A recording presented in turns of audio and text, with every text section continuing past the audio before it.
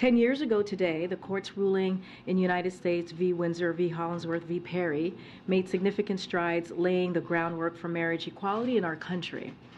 They were followed 2 years later by the Supreme Court's ruling of Obergefell v. Hodges, finally recognizing that LGBTQ+ Americans have a constitutional right to marry who they love. These monumental cases moved our country forward, and they were made possible because of the courageous couples and unrelenting advocates in the LGBTQ+ community who fought for these hard-won rights. Last year, President Biden was proud to build on their legacy by signing into law the Respect for Marriage Act, guaranteeing the rights and protections of LGBTQ+ and interracial couples, and he continues to call on Congress to pass the Equality Act to ensure equal rights under the law for all Americans. Our work is not over, but today we celebrate the progress that has been made, and we recommit ourselves to the work ahead. As you all know, this week, the entire Biden-Harris administration is highlighting the work we've done to grow the economy from the middle out and bottom up, not the top down. The president's economic strategy has powered the strongest recovery of any major economy in the world. This morning, you heard the president announce $40 billion towards ensuring every American has access to affordable, high-quality, high-speed internet. On Wednesday, the president will deliver a major speech in Chicago to highlight how his strategy of growing the economy by growing the middle class is delivering for the American people. Throughout the week and clearly next several weeks, you'll continue to hear from leaders across the administration on how the president's economic plan is delivering results for the American people. With that, as you all know, Admiral is here to answer any foreign policy questions that you may have on the news of the day. John, the podium's yours. Good afternoon, everybody. Look, I know there's still a lot of interest out there in events in Russia over the weekend, so just a few words at the top from me. As you all just heard from the President, the United States closely monitored those events, with President Biden receiving literally hour-by-hour updates from his national security team throughout the weekend, and those updates continue for him. On Saturday morning, the President convened a call with his top national security aides to discuss the developments and any impacts that instability in Russia could have as we prepared for a range of scenarios. And the President also convened calls with many of our allies and partners throughout the weekend, and those calls continue. National Security Advisor Sullivan, Secretary Blinken, Secretary of Defense Austin also spoke with a number of their counterparts as well. Now, as the President noted, it was important that both internally, here inside the administration, and externally, with our allies and partners, including with Ukraine, that we all shared our perspectives on what was going on, and we all stayed on the same page. We also made clear to all our allies and partners that the United States was not involved and would not get involved in these events, and that we view them as internal Russian matters. We delivered that same message to the Russians themselves through appropriate diplomatic channels. I'll emphasize, as the President did just a little bit ago, that it's too early to speculate on the impact these events might have or to reach any definitive conclusions, except one, of course, and that is that no matter what happens next, we're going to stay closely coordinated with those allies and partners, and we're going to continue to stand with Ukraine. As we're speaking here right now, Ukrainian forces are still fighting for their country. They're still trying to claw back captured territory. They're still taking, and they're still inflicting casualties. So whatever occurred in Russia this past weekend did not change those facts. Didn't change the facts for us, didn't change those facts for Ukraine. And they absolutely are not going to change our continued support. So with that, I'm happy to take a few questions. What implications do you expect this episode to have on Wagner's power and ability, both inside Ukraine as a fighting force? Can it continue to be a fighting force inside Ukraine, but also more broadly in Africa, where they have a big footprint? Where does Wagner, do you think, go from here? Do you have any early read on that? No, we don't. And we don't know the answer to your question. It's just too soon to know.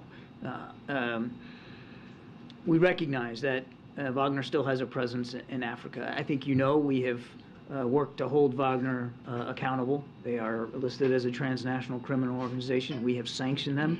We will continue to take those actions that are appropriate to try to limit their ability to continue to sow chaos and violence wherever it is.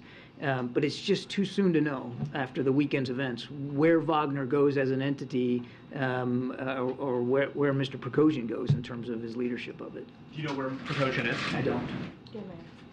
Ukraine is warning that Russia has completed preparations to potentially blow up the Zaporizhzhia nuclear power station. Is that your assessment as well? I'm not going to get into specific intelligence. I would tell you that we're watching this very closely, seen that reporting. We have, as you know, the ability near the plant to monitor radioactivity, and we just haven't seen any indication that threat is imminent, but we're watching it very, very closely. And more broadly, as Secretary Blinken said, this has exposed cracks in Putin's power. How concerned are you that Putin could now be more desperate, more unpredictable, to the point that he could take more extreme measures to try and maintain his grip on power? Yeah, I won't speak for Vladimir Putin or hypothesize about what next steps he might take or might not take. I think it's important to take a step back here and remember that the Russians still have tens of thousands of troops inside Ukraine. And that, as I said in my opening statement, there's still active fighting going on. The Ukrainians are still trying to claw back territory. The Russians are still vigorously trying to defend against those efforts by the Ukrainians, and casualties are being taken even as you and I are talking. And I think it's important to remember that. So what we're going to stay focused on is making sure that Ukraine can continue to succeed on the battlefield and not speculate about what this might or might not do on the political spectrum inside Russia. As President Biden said very well earlier, this is an internal matter for the Russian system. Gotcha.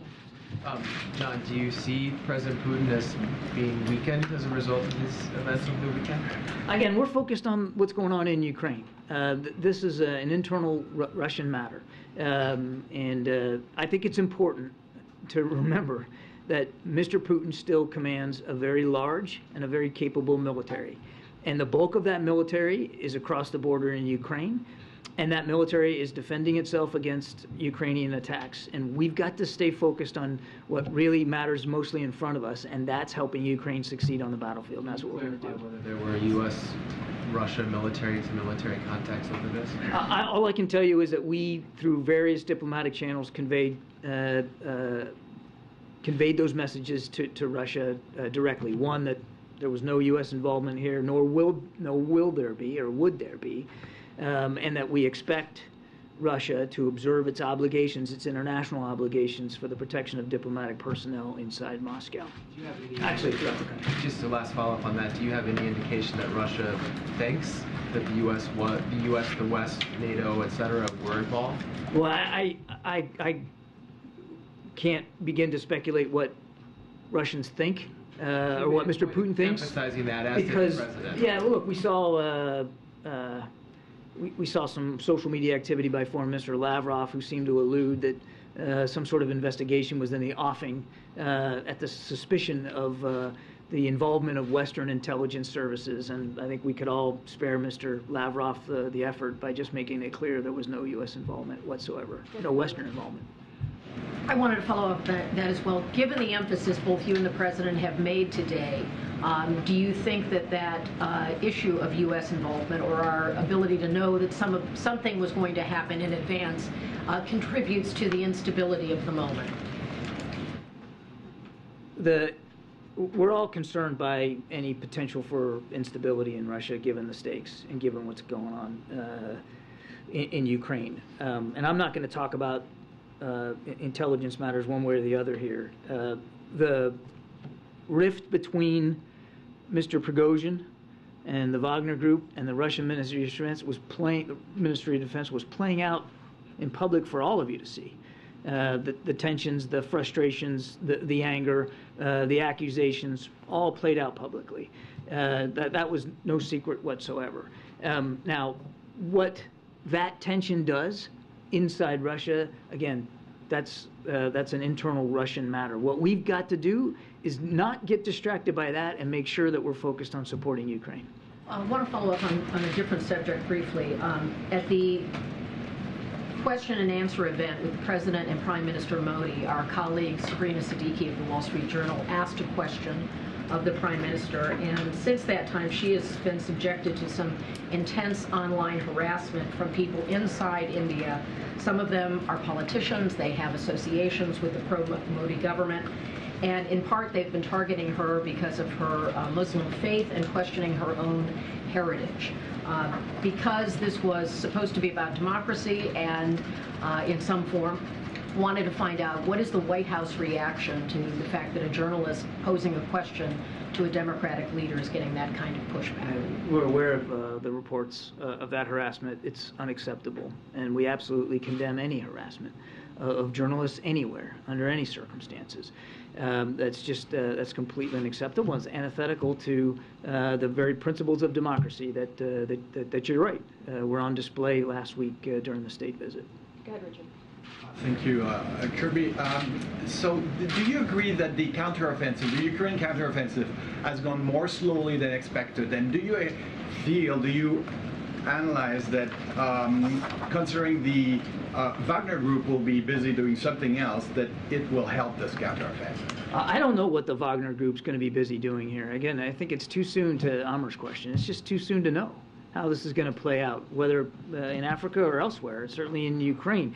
And I am not, I have said before, and I'll say it again today, I'm not going to do armchair quarterbacking of the counteroffensive from this podium. That's up to President Zelensky to speak to. Our focus is on making sure that they have what they need to succeed, whether it's training, tools, equipment. And you're going to see another round of support announced from this administration for Ukraine in terms of weapons and capabilities this week. So we are focused on that. That's where our heads are. And just to make sure, Kirby, that I understand well, the NSC, how much did the NSC knew about the development of this Wagner movement towards Moscow before it started? Yeah, as I think I mentioned to Kelly, the dispute and the tension between Wagner and the Russian Ministry of Defense was widely known. It was public. Rolling towards Moscow. It was all that tension was public. I'm not going to talk about intelligence matters. Thank you. No, go ahead, Ed, and then we'll go to the back. Okay. Ed goes first. Thank you, John. Thank you for doing this. So, what should we call what transpired over the weekend? Is it a mutiny, coup, or attempted coup, an armed rebellion? We're not slapping a bumper sticker on it, Ed. In the U.S. assessment, was the objective ever really to directly threaten Putin or the Kremlin? I'm sorry, can you say that again? In the U.S.'s assessment, was it ever the Wagner Group's intent to directly target Putin or the Kremlin? Again, I would let the parties speak for themselves here in terms of what transpired and what motivations there were for these actions. That's not something that we could accurately or even appropriately speak to. What I can speak to is we made sure that we lashed up early and have stayed lashed up with our allies and partners to make sure we all have the same kind of perspective on this and we're approaching it from the same way, and that we made appropriate communications with the Russians about their obligations to protect our diplomats and to make sure that they knew we weren't involved. You were describing early attempts to communicate with the Russians about what happened. Did they respond in real time to any of that outreach? There were appropriate diplomatic discussions that occurred over the course of the weekend, again, to send those two messages. So is the U.S. confident the Russians would be responsive in the event of a nuclear or other real crisis, given how they were this weekend? I would just tell you, Ed, and this has been the case for the last 16 months. I mean, Russia is a nuclear power, that we have been monitoring as best we can Russian strategic posture, their nuclear capabilities. That continues. And we've seen no indication.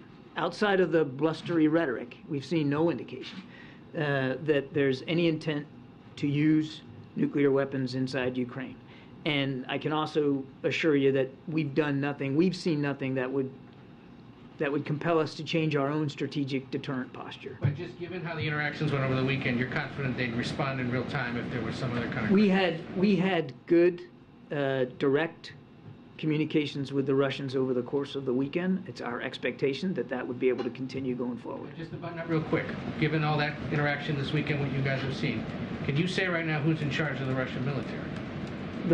Russian military, I mean, first of all, I wouldn't, it's not my job to speak for another military, but there's absolutely no indication that there's been any changes that we've seen in the chain of command for the Russian military forces. John, you're back. John. Thanks, Karine. John, the NATO summit is just a few weeks away. How have the events of this past weekend in any way changed or modified the agenda for the NATO summit?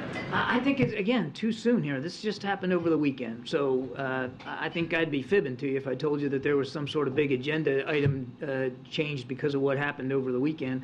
We'll have to see how this plays out. It's just too soon to know what the impacts are. It's going to be an important NATO summit regardless, because we are now, almost a year and a half into war here in Ukraine. We've got a new NATO member in Finland, and hopefully soon a 32nd member. So there's an awful lot on the agenda to speak to, and it's a critical time for the alliance. The president's looking forward to it. Does the administration subscribe to the view, as it relates to Russian leadership, who essentially leads that country, that the devil you know is better than the devil that you don't know? I'm not sure I completely understand the question, but let me tack it this way, and if I'm wrong... I can try a little bit. Okay, let's try. Because you lost me there a little bit on the devil stuff. Well, I'm sorry to get into that. I was just simply saying, would you prefer to have Vladimir Putin leading Russia, or an entity like the Wagner Group, or someone named from the Wagner Group leading the Russian government? We believe it's up to the Russian people to determine who their leadership is, and we would prefer to see Russia not invade their neighboring countries. We would prefer to see Russia, since they already did that, remove all their troops from Ukraine and end the war today, which they could do. That's what we prefer. Justin. Thanks. John, you said a number of times you've declined to comment on Putin's grip on power in Russia by saying it's an internal Russian matter. Is that a deliberate decision by the U.S. government to avoid contributing to the notion that the U.S. was somehow behind this, or does the White House simply not have an assessment at this moment of his grip on power? We're just not going to involve ourselves in speaking to an internal domestic Russian issue right now. We're staying focused on supporting Ukraine. And I just want to disavow you of any idea that the reason why we're saying we weren't involved has something to do with not wanting to comment about the situation in Moscow and Mr. Putin's leadership. It was important to say it on the face of it, that we weren't involved, and we have no intention of being involved. What we are going to be involved in is supporting Ukraine. And then there's been Brent crude increase this morning. There was higher European natural gas prices. How closely is the administration monitoring potential energy price shocks as a result of instability in Russia? Been watching it since the beginning of the war, actually before the beginning of the war, and we'll continue to do that. April. John, I want to kind of get into the weeds off of Jeff's question on weakness. Are you concerned about the instability in Russia because of the nuclear capability? If they have to come out stronger, they could use that. Is that the reason for your concern about instability? I think you got to take a broader view of that, April. I mean, the reason we would be concerned about instability in Russia is the war in Ukraine predominantly. Yes, Russia is a nuclear power, and yes, that's of concern, and yes, we continue to monitor that. But I mean, I just think if you look at the scope of recent events, again, over the past year and a half, there's a lot of reasons to be concerned about stability in Russia and the impact that could have on the Ukrainian people and on the European continent. And as you said, over the last year and a half, going back to what Jeff said, this administration acknowledged that they were shocked that it took Russia so long. They have not shown to be the power, the military might that everyone thought they were. And then what happens this weekend, does it show cracks in Russia's military might and who they are as we perceive them? Yeah, again, we're not going to characterize the events of the weekend or be able to contextualize it for you beyond what we've said before. It's just too soon to know what impacts this is going to have on Ukraine and on Russia, quite frankly, throughout Europe. It's just too soon to know. But broadly speaking, I mean, we're now in 16 months of war, a war that was advertised by the Russian side as only going to be taking a few days.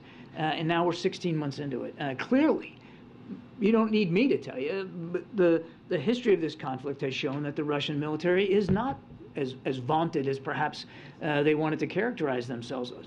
But, and this is a big but, and I think it's an important point to make, as Ukraine conducts offensive operations this summer to claw back some of that territory, they are running into a Russian defense. And the Russians have invested in those defensive capabilities.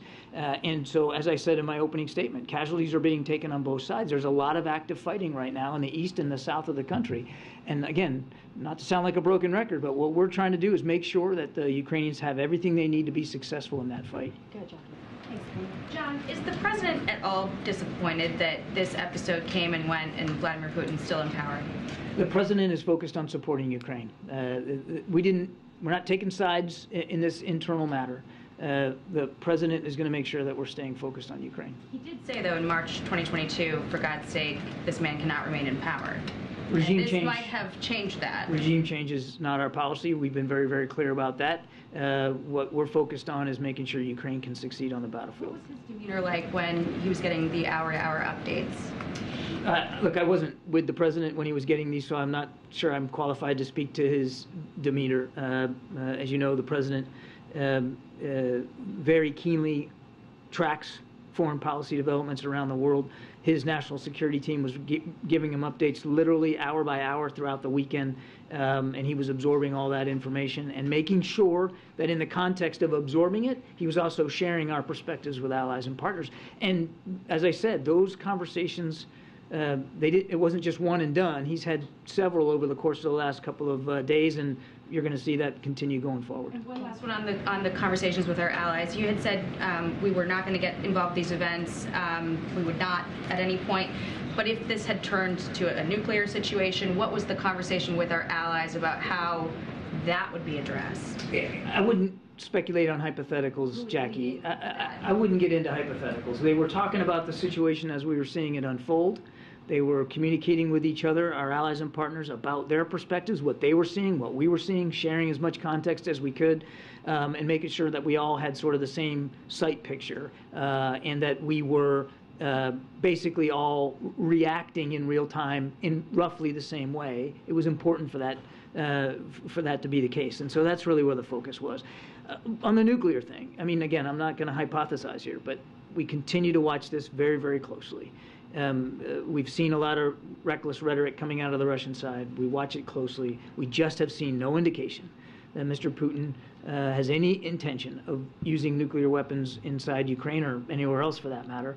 And I can assure you we have done nothing to change our own strategic deterrent posture when it comes to that potential threat. Good, John, just on Prigozhin's status, does the U.S. have any assessment on whether his safety was ensured as part of this deal, or is there a belief that his life could be in jeopardy? We don't know the parameters of this deal. We weren't a party to it. I'd point you to the parties to it to speak to the details of it. We just don't have visibility on that. And then just in terms of the war itself, do you have an assessment of just how much, to what extent the Wagner's forces have been diluted in Ukraine and what that might mean for the Ukrainian troops? Diluted with a D or diluted with a T? The T. Just in terms of the size of the force in Ukraine now, as opposed to last. Oh, you mean siphoned off? Yeah, exactly. Yeah, it's unclear right now where the bulk of the Wagner forces are. I mean, we've seen some reporting, mostly through press and social media, that many of them moved back across into Ukraine. But we're not in a position to verify or validate those reports. So it's really unclear where they all are and where they all might go or what they might do in terms of the future. It's undisputed, of course, that Wagner played a role, particularly in the fight for Bakhmut. They were reinforced by Russian military forces, and that had a major factor on their ability to take that town. But as I have said many, many times, I mean, Wagner's approach here was just to throw bodies at the fight, largely ill-trained, ill-equipped, and poorly led, but just body after body after body, and they suffered a lot, tens of thousands of casualties just taking Bakhmut, all for a town which I've also said didn't have any strategic value to the Russians one way or another. Nadia. Thank you. Can you confirm that Mr. Prigozhin is in Belarus as Senator Warner seemed to indicate? I cannot. Okay. Can you give us your assessment of the group? Can it survive without him, or do you think that he was a central figure, that he was able to control it, all its operation, whether it's in Ukraine or in Africa? I think I'd give you the same answer I gave Amr. It's just too soon to know what the future of Wagner is going to be. We're going to stay focused on the group. Of course, we have to. They do operate outside of Ukraine, and we have levied lots of sanctions against them, and we'll continue to hold them accountable as appropriate. Thanks, and thanks, John. Earlier today, President Biden said that he would be speaking with additional heads of state this afternoon. I wonder if you can give us any details about who, the substance, the timbre of those conversations, about whether what he's trying to convey today is different or evolving from what he's trying to convey over the weekend. The call that he was alluding to earlier is to the Prime Minister of Italy, Prime Minister Meloni, and that call should be taking place just about now. We'll give you a readout when it's over, but it'll be very much in keeping with the kinds of readouts you've seen over the last 48 hours. John, Prigozhin, in his first message since all this went down, said that he wanted to avoid Russian bloodshed and that he marched in a demonstration of protests not to overturn power in the country. Does the U.S. buy that? We're not taking a position on Mr. Prigozhin's motivations. And then secondly, has the U.S. been able to corroborate the allegations that Prigozhin made that he says were the pretext for this attempted insurrection? He said that 30 Wagner fighters died after a Russian military attack on their position on Friday. Cannot confirm those reports. And then lastly, do you have any... I know you've said that you have no idea where Prigozhin is right now. Is that correct? That's correct. What's your sense of where this goes? Do you believe that this is over now, that his attempted insurrection failed, it's not going to restart again, or are you still monitoring for the possibility that Wagner fighters might attempt something like this again? We don't know. We don't know where this goes, or whether this is really the end, which is why we are going to continue to monitor it, and why the president is still getting routinely updated and will in the coming days. And very quickly, do you have any sense of whether Ukraine was able to take advantage of this chaos over the weekend? I'm not sure what you mean by take advantage of it. Take advantage from a military standpoint in terms of their offensive in the east of Ukraine. Again, I would let the Ukrainians speak to their military operations. All I would say, and it's why I wanted to put it right up top when I started here, is that there's a lot of fighting going on in the east and south of Ukraine. They are still trying to get the territory back from the Russians, and they are still inflicting and taking casualties. So the fight goes on.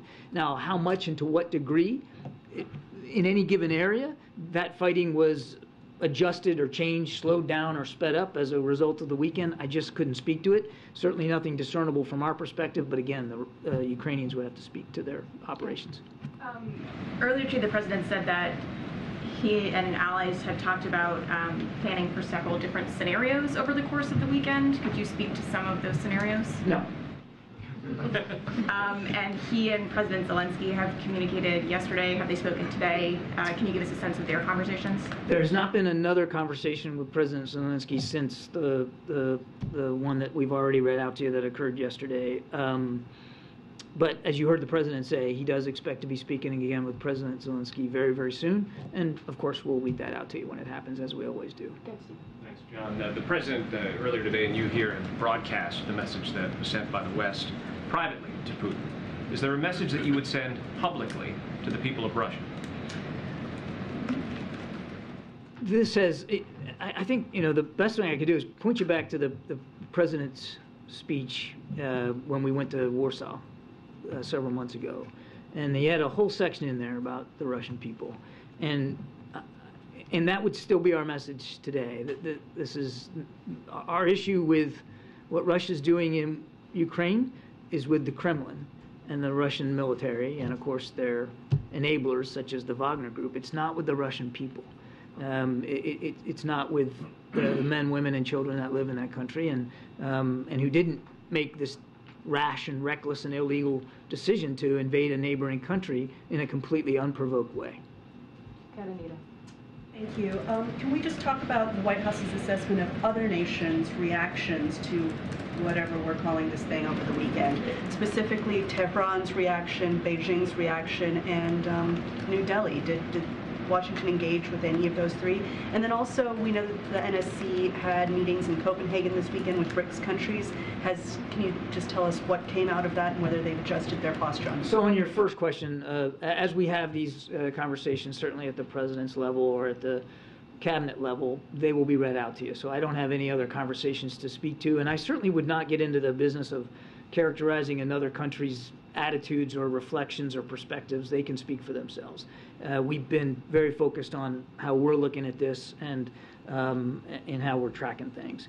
On the meeting in Copenhagen, I think you know the National Security Advisor attended virtually, and Senior Director for Europe Amanda Sloat was there in person in Copenhagen. It was a meeting called by the Ukrainians, hosted by Denmark, but it was a Ukrainian meeting, and it was really about having a discussion about the principles of peace and this idea of a just peace and where that can go and what's the right next steps to try to achieve a just peace in Ukraine. And it was a valuable discussion. I'm told productive and in a good variety of countries that were there, representing places from all over the world. Again, I'd let those countries speak for their participation and their takeaways, but our takeaway was it was worth the time and worth having that discussion. Thank you, Karine.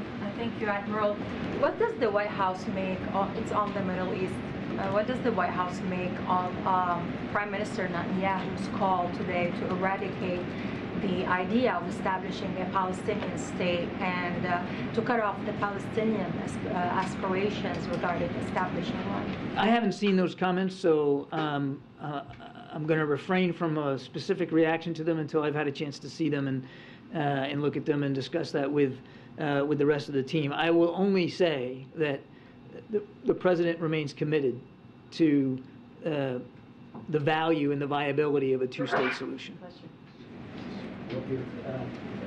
There is some concern in such countries like Poland and Lithuania, neighboring Belarus, about possible movement of Wagner's troops to Belarus. You just said that you don't know where they are, but will you be able to track them?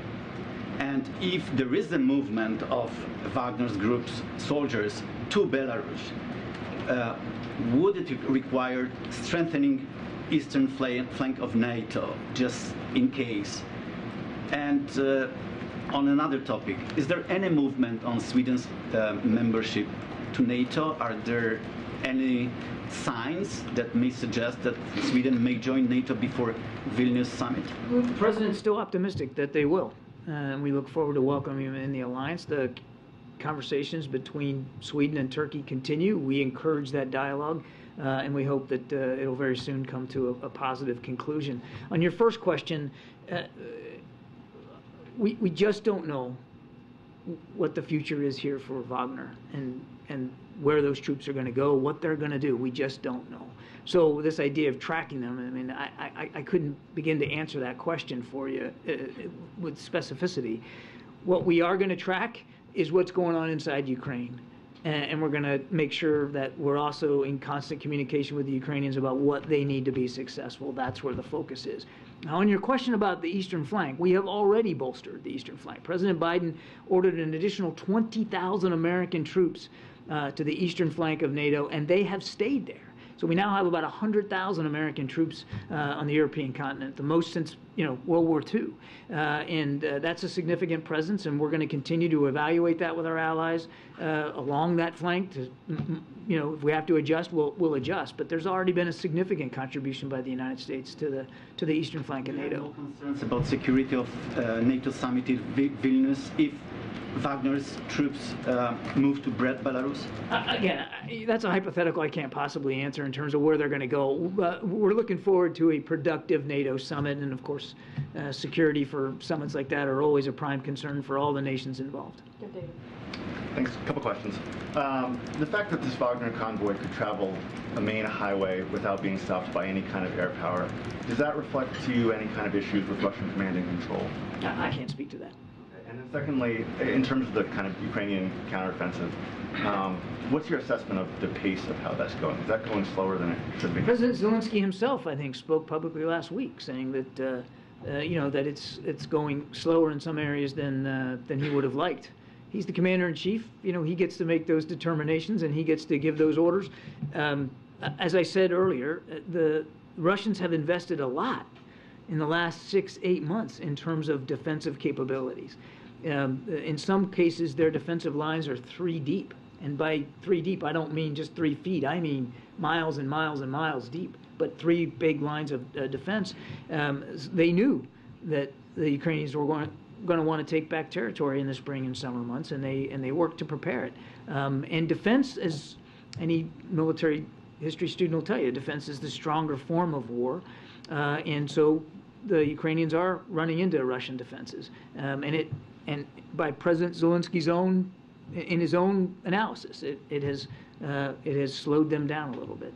Is there a possibility or even a hope on the U.S. side here that the instability that we're seeing kind of in Russia between this and Wagner, that weakens, I guess, the Russian defense? Again, too soon to know. Just too soon to know. Just a couple more. Thank you, and thank you, Admiral. So can you please expand on the early assessments from the U.S. on the impact of the developments in Russia on the war in Ukraine and whether it signals the beginning of the end for the war?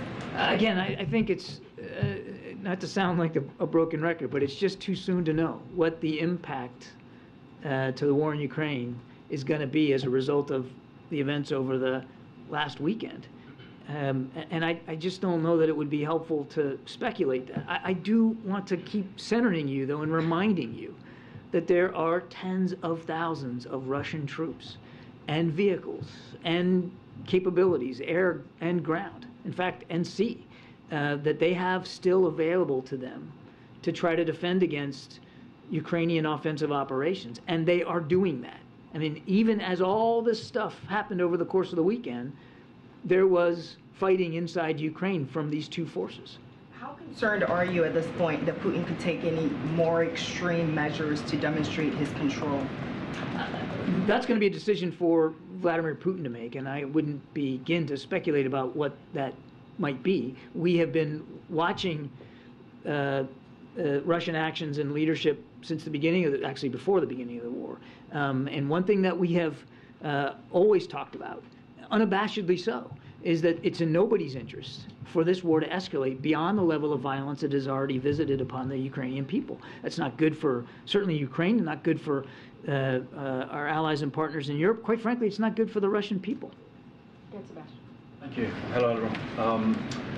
During this whole drama, was the administration happy, content that all the nuclear weapons in Russia were like totally under control the whole time, or was that actually something that was beginning to worry people over on this side, given the chaos and briefly actual complete no one having a clue who's in charge anymore? Happy and content are two words I don't normally associate with monitoring nuclear activity. You know, in different ways. Not us.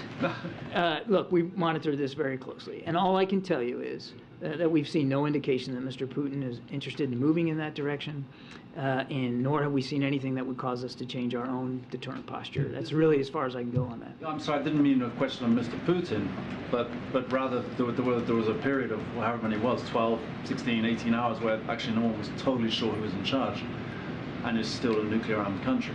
So that period. As I said, instability in Russia is something that we would take seriously, and we certainly had lots of questions over the course of the weekend, as did you, about the situation in Russia and the issue of stability.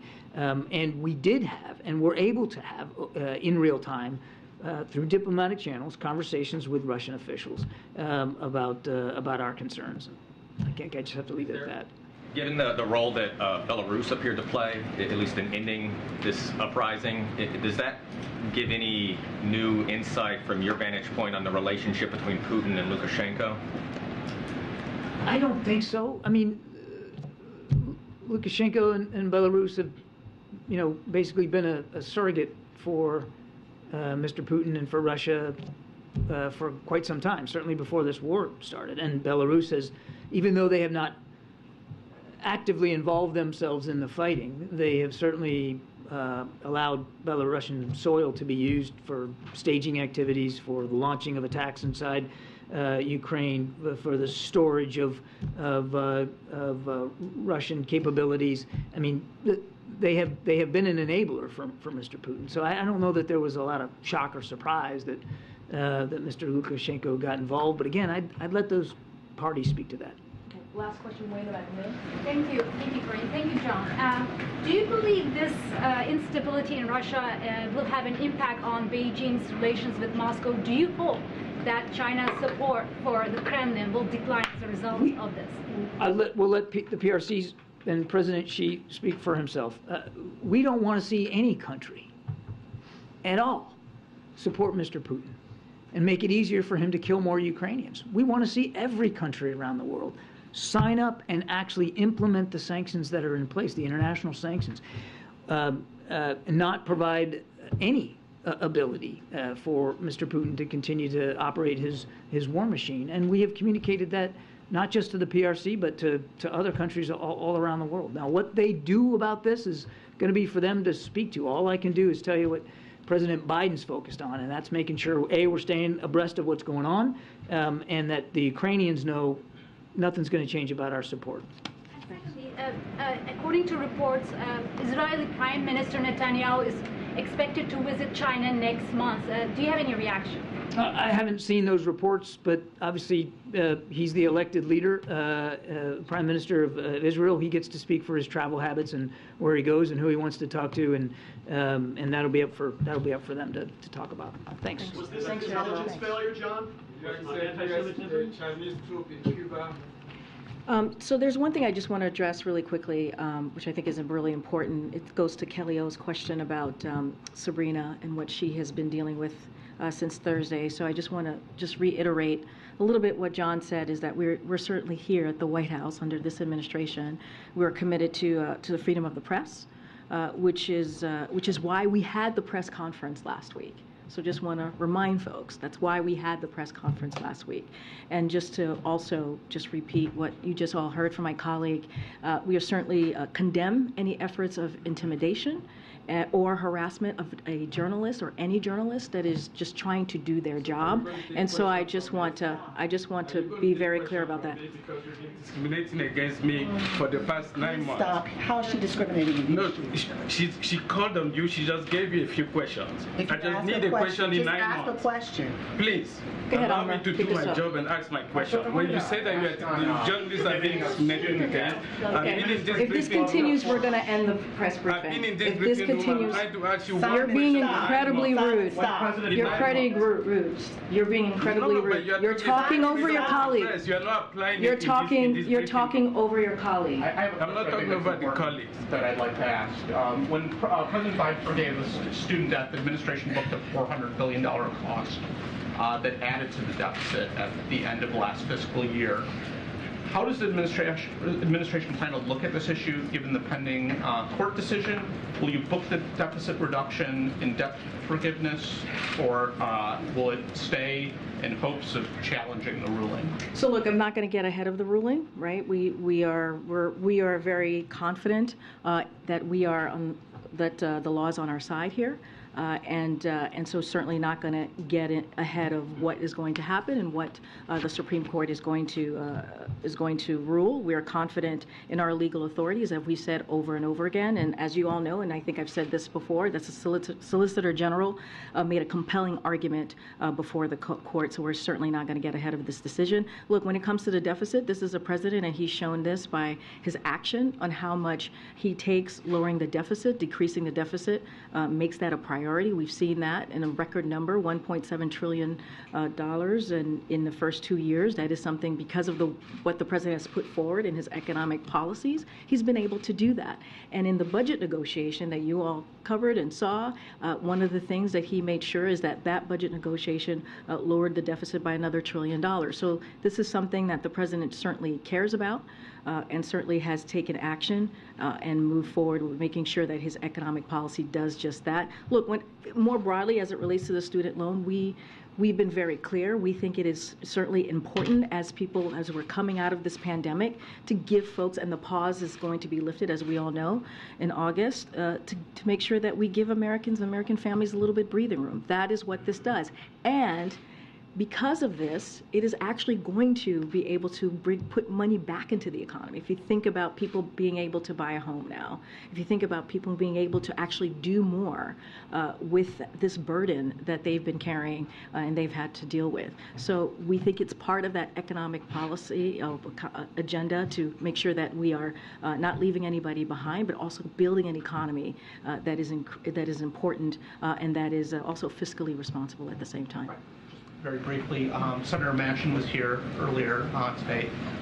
Was there any engagement by the president or anyone else in senior staff on Acting Secretary Sue's nomination? And has there been any determination of how long she could stay in that role in the acting? So as I've stated before, we believe that Julie Su is highly qualified to be Labor Secretary. As you know, she served as Deputy Secretary for 2 years, and now she's clearly Acting Secretary.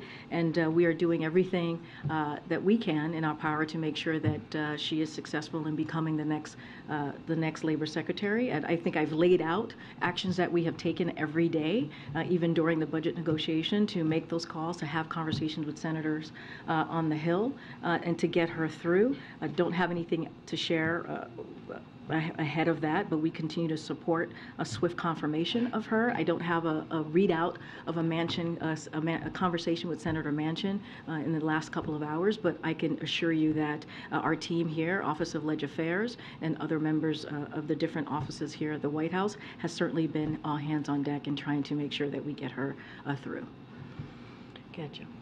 Karine, to follow up on the press freedom issue that you touched on, can you give us a sense of the discussion between President Biden and Prime Minister Modi about that? What did they discuss, and what did President Biden say to him about not only press freedom but the other human rights issues that are so clear in India right now? So as we've said many times, the president will never shy away on having those conversations with a world leader, a head of state, when it comes to human rights. He has done that throughout the past 2 years and through his career as a vice president, certainly as a senator.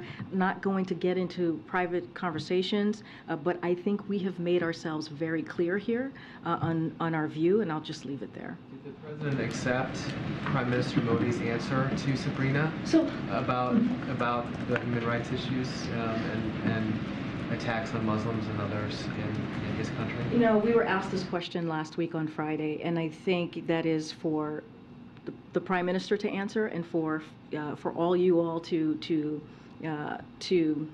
critique or write about it. I'm not going to discuss that from here. What I know is that we are committed. We are certainly committed to the freedom of the press, which is why we held a press conference last Thursday, which is why we thought it was important for you all to hear from both, not just from the president, but also from the Prime Minister, and for journalists to be able to ask a question. Thanks, Karine. I wanted to ask you about this new Bidenomics messaging push. Can you just give me a sense first of, how did you guys coin that phrase, or why did you decide to go with that branding going forward? You don't like Bidenomics? No, I'm just asking. I'm curious. I think it's pretty clever. It's pretty good. It makes good sense, Bidenomics, right? It kind of flows off the tongue really well. But in all seriousness, look, what you're going to hear from the president, I don't want to get ahead of him. I think we've kind of laid out a little bit of what we are thinking, or what we think the president's going to lay out, or what he is going to lay out. Certainly it's a vision, right? It's a vision about growing the economy from the middle out, the bottom up. You hear us say that over and over again, because we believe that trickle-down economics does not work. And we have seen that over and over and over again. And what we have seen, even before the pandemic, is we've seen American families being left behind. And so one of the things that the data, if you look at the data and what we've seen from what the president has been able able to deliver in the last 2 years is an economy that's getting back on its feet, an economy that's actually delivering for the American people. 13 million jobs, unemployment rate at under 4%. When you think about wages going up, when you think about inflation at its lowest by more than 50% than it was a year ago, that's because of the work that this president has done, and he's going to continue to focus on what we can do to lower cost for the American people. And so that is incredibly important. Look, it's going to be a cornerstone speech, as you've heard me say. It's going to be an opportunity to talk about the historic progress, right, as we're talking about implementing those historic pieces of legislation.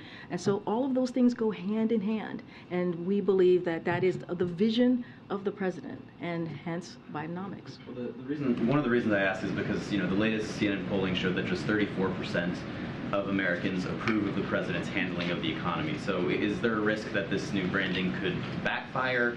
And are you confident that this new messaging push is going to change Americans' opinions of the president's handling of the So we believe our job is to continue to speak to the American people, to lay out what it is that the president is doing on behalf of American families. And that is important. And we have the data to prove it. We have the numbers to show that his economic policy has indeed worked. Look, I kind of talked about this moments ago. This has been a challenging time for Americans, right? You had the pandemic.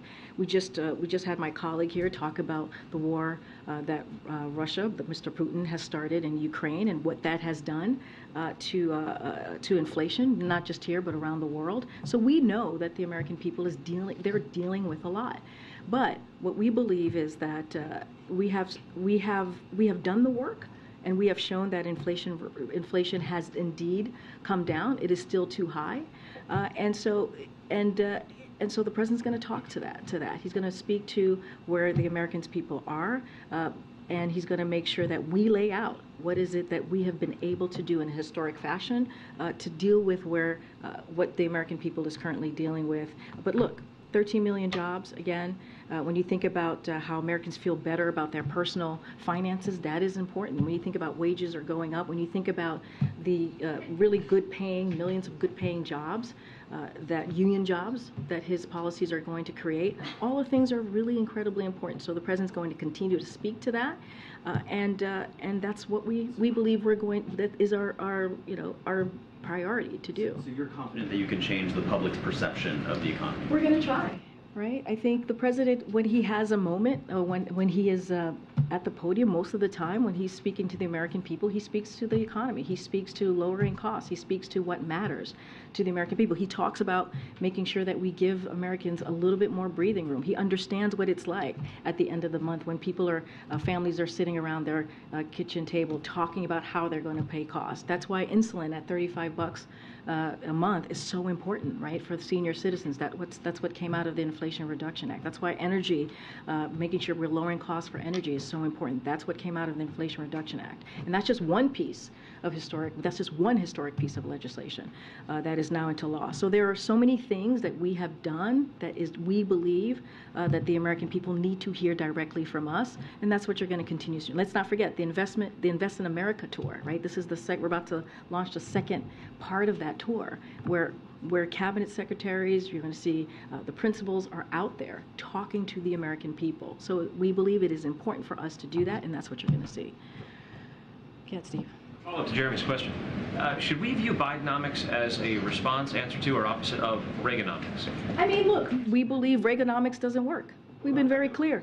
We believe that a trickle-down economy doesn't work. It has not worked. That is shown to be the case for decades now. And so what we have been very clear, you hear me say this all the time, building an economy from the middle out and bottom up. That's what we want to do. And every piece of historic legislation speaks to that, speaks to what the president wants to do, very loud and clear in a historic fashion. Some of them in bipartisan way. When you think about the infrastructure legislation, right, and what that has been able to do, bringing both sides together, making historic investments in our roads and our bridges. The president just talked about broadband this morning, historic investment in broadbands to communities that have been left behind when we talk about that. And so all of these things are important. And so if you will, reimagining how we should build an economy, transforming how an economy should look like for the better, so that we, again, do not leave anybody behind. And it's not about just blue states. It's about blue states, red states, rural America, urban America. It's about everyone who he believes he is the president for. I will just follow up. Historians view Ronald Reagan as a top 10 president in their own surveys. He left office with a better than 60% approval rating.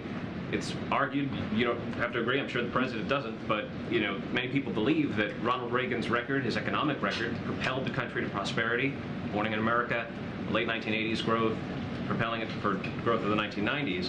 What's your response to the idea that... What I will say, and we've been very careful, trickle-down economics does not work.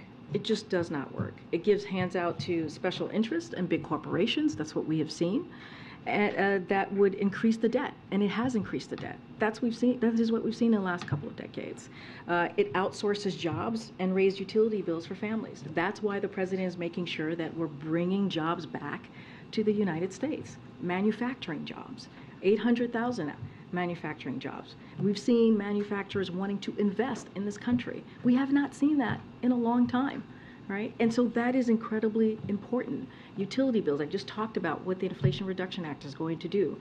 All of those things is building an economy, transforming the way we see the economy in a different way, in a way, again, that is equal, that has equity at the center of it, and leaves no one behind. And the president is very proud in what he's been able to do in the last 2 years. We understand there's more work to do, and certainly we're going to do that. Go ahead, Michael. Thanks, Karine.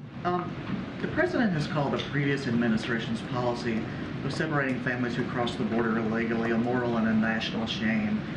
USA Today published a story today that details how the Justice Department is defending that policy in a series of lawsuits filed by separated families. So my question is, why is the administration going to such lengths to defend a policy that the president himself says is a moral and a national shame? So look, the president repeatedly has said that Trump administration's family separation policy was abhorrent, it was unconscionable, and violated every norm of who we are as a nation. He's been very clear about that. He's repeated that, and that's why on the first day in office, he made sure to end the administration family separation policy. And what we've been able to do is we created a task force, as you know, where we've been able to reunite about 700 family members and also support families that were torn apart.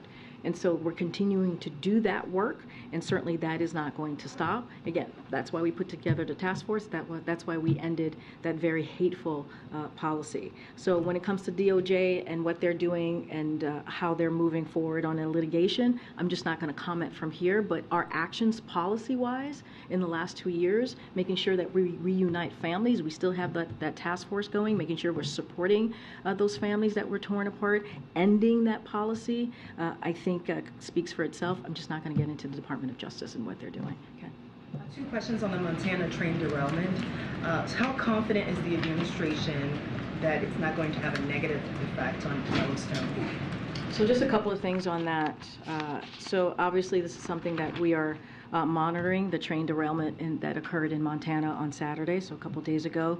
The preliminary water sampling conducted by the Montana Department of Environmental Quality and the EPA have not shown any risks to the public drinking water, which is obviously important to the community, to the state of Montana. EPA, Montana DEQ, and Montana Rail Link are actively monitoring water quality, and federal agencies, including the EPA and DOT, are coordinating with the governor's office and local officials to assist in the response. And obviously, as always, whenever something like this happens, the White House is ready and to offer any federal assistance. And certainly, we are in regular communications with government officials on the ground. On the heels of this and East Palestine, is there anything more the president can do to prevent more of these from happening? Well, I know the Department of Transportation certainly has been looking into this and evaluating these types of derailment. So I would certainly refer you to them. And I know that Secretary Buttigieg has taken this very seriously, as has the President. So we are doing everything that we can to address this issue of derailment across the country. But as it relates to Montana, as it relates to even East Palestine, that community, we certainly were all hands on deck in making sure that we provided what the community needed. And in this most recent situation, we are here to offer any federal assistance that the state of Montana might need. Okay, go ahead, John. Thanks a lot, Karine. Over the weekend, Speaker McCarthy floated this idea of launching an impeachment inquiry targeting Attorney General Merrick Garland. And the focus here, according to the Speaker, would be Merrick Garland's weaponization of the DOJ. What's your reaction to that idea? So as you've heard me say repeatedly over and over again at this podium, is that the President respects the Department of Justice independence. He respects the rule of law, and that is what you're going to see under this administration. So I'm not going to speak to anything that is related to that piece. But I will say more broadly, look, we've been very clear. I just laid out. We talked about Bidenomics. I was just asked by one of your colleagues why the President is focusing on this, why he's having this conversation with the American people, why we have coined this term. That's because the President believes that we have a lot of work to do for the American people, that this is the priorities of the American people, making sure we continue to build on the success that we've seen the last 2 years, continue to lower costs, making sure that we're implementing those historic pieces of legislation. Clearly that is now law, the bipartisan infrastructure legislation. When you think about the CHIPS and Science Act, when you think about the Inflation Reduction Act, all of these pieces of legislation that are now law, clearly, are incredibly important. And so that's what the President's going to talk about, investing in America. And it's unfortunate that congressional Republicans want to continue to focus on an issue that Americans that's not their priority. They want us to move in a bipartisan way on everything that I just laid out. We saw that in November in the midterm election. And that's what they want to see. And we would welcome congressional Republicans to join us on working on behalf of the American people, working on the priorities that they care about, working on lowering costs for American families across the country. If the Republican-led House goes down this path, they have the numbers, if they wish to do so, to impeach the Attorney General. They don't have the numbers, however, just based upon the makeup of the Senate. Would you say, Karine, that this is a waste of time on the part of congressional Republicans? What I will say is basically what I just laid out seconds ago, John. It's just this is not the main priority of American families. They want us to come together in a bipartisan way to work on the things that they truly care about. When it comes to the Dobbs decision, right? When it comes to reproductive rights and reproductive health care, when it comes to making sure that we are working and focusing on lowering costs for American people. That's what they want us to see. That's what they want us to come together in a bipartisan way to deliver, to build on the successes that this President has done the last 2 years. Good. Thank you, Karine. I've got 2 quick questions. Florida Governor Ron DeSantis is on the border, and he is escalating his attacks against the Biden administration, who, in his words, he calls, quote, the critical link in an illegal transnational human smuggling syndicate. I'm wondering if the White House has any response to that kind of rhetoric. Wait, say that one more time, because I have not heard his remarks. The governor says that the White House, in his words, is the critical link in an illegal transnational human smuggling syndicate. So I'm going to be careful because, yes, he's the governor, but he's also a candidate, so I'm bound by the Hatch Act, so I'm going to be incredibly careful, and I'm not going to comment on campaign matters. What I can speak to is more broadly. And, I will remind you that congressional Republicans just voted. Literally, they just voted a few weeks ago, a month ago, for the biggest border security cut in history, the biggest cut in history when it came to the Default on America Act. That's what that was. Part of that act was to cut border security, and that's what they voted on. And meanwhile, what this president has done He has secured record funding for border security. He has record number of agents and officers securing our border and is implementing policies that have resulted in significant drop in unlawful border crossing since Title 42. That is what the president has done. And so, I'm, again, going to be very mindful in how I respond. But speaking more broadly, I would say the question is to not us, but it is to congressional Republicans and what they have done to make this situation even more difficult by cutting the budget for by voting to cut the budget for border security and not supporting this president and what he's been trying to do. Question. It's not unusual for presidents to invite members of their family to official White House functions, like the state dinner last week. I'm curious, though, in light of some of the recent legal controversy, if the president communicated to members of his family not to conduct business on White House grounds. Can you tell us about any kinds of guardrails that are up? So look, I'm going to be, again, very mindful because this is all connected to a case that the DOJ is currently overseeing, so I'm not going to comment on that specifically. But as you know, and we have laid out very early on in this administration, when it comes to ethics, when it comes to how we all kind of move about and how we respect clearly the government ethics here. This is an administration that has been incredibly transparent on that and has put some very strict rules. And so I can speak to that. I can speak to how the president has moved forward in making sure that the people who work for him and himself are held to kind of a strict course of action. But I'm not going to speak to anything that's related to the case. I'm going to anything about guardrails for the president's family? I'm just not going to speak to anything that's related to this case. Do any guardrails exist? I'm not going to speak to anything that is related to this case. As you stated, there are we've had when it comes to ethics, we take that very, very seriously here in this administration. Thank you, everybody.